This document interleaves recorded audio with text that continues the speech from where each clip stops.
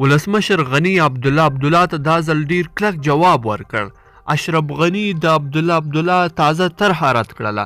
عبدالله په دغه طرحه کې له ولسمشر غني څخه څه غوښتلي وو، کوم فرمایشونه یې ولسمشر غني ته ورکړي وو. دا چې عبدالله خپله طرحه کې څه غوښتلي وو، دلته یې ویډیو کې ټول جزئیات راسره کتلی شئ.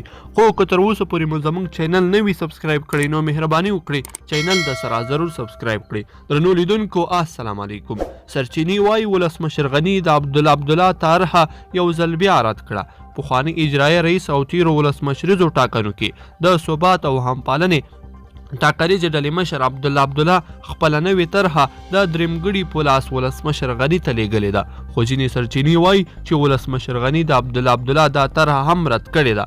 عبدالله او د هغې ډلې په خپله نوې طرحه کې د اجرایي صدارت غوښتنه کړې ده او همداراز د افغانستان د سیاسي مشرانو په حضور کې د دولت د عالی شورا جوړولو غوښتنه هم کړې ده. ثبات او همپالنې د اجرایي صدارت د تشکیل غوښتنه کړې ده او همداراز ویلي دي چې د سولې د پروسې ټول صلاحیتونه دې هم اجرایوي صدارت ته ورکړلی شي. دوی د اجرایي صدارت مشر ته د هیواد د دویم شخص په توګه امکانات، تشریفات او پروتوکول غوښتی دی او همداراز خپلو مرستیالانو ته یې هم د ولسمشر د مرستیالانو امکاناتو غوښتنه کړې ده. همداراز په دغه طرحه کې دا هم ویل شوي دي چې د ډاکټر عبدالله په مشرۍ د سولې عالي شورا جوړه شي او د ولسمشر یو مرستیال دې هم غړی وي.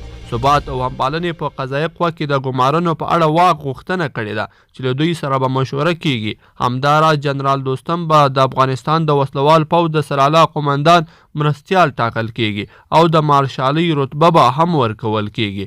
ثبات او همپالنې ټیم همداراز د وزارتونو، معینانو، سفیرانو او د لوی څارنوالۍ د رئیس او معینانو په ټاکلو کې 50% سهم هم غوښتلی دی او ویلي دي په کوم ولایتونو کې چې کوم ټیم ډیرې رایې وړي دي هلته به هماغه ټیم خپلوانیال ټاکي. د عبدالله او د هغه ټیم له لوري دغه طرحه چې په رسنیو کې خپره شوې ده ویل کېږي چې د درېمګړیو په لاس ولسمشر غني ته استول شوې ده. خو ځینو سرچینو رسنیو ته ویلي چې ولسمشر غني دا طرحه یو ځل بیا رد کړې ده. خو په رسمي ډول لا هم په دې اړه نه ارګ او نه هم نورو چارواکو څه ویلي دي او نه هم د ثبات او همپالنې ټاکنیز ټیم له لوري څه ویل شوي دي. که څه هم بیا دا ویل شول چې د دواړو ټیمونو ترمنځ په خبرو کې پرمختګ شوی او ښایي ژر جوړجاړی وسي، خو هر ځل د دواړو لوري ترمنځ خبرې بې پایلې پای ته رسېدلې دي.